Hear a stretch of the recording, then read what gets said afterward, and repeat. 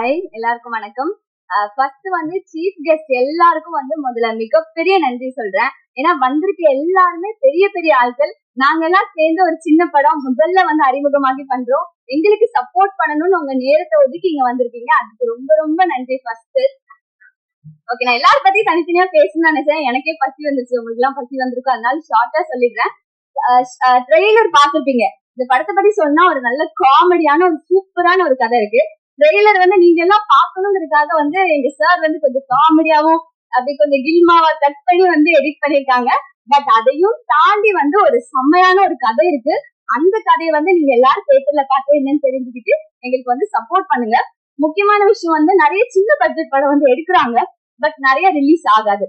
ஆனா இந்த படம் இந்த ஸ்டேஜ்ல இப்படி ஒரு நிலைமைக்கு வந்திருக்கிறதே எங்களுக்கு ரொம்ப பெருமையா இருக்கு.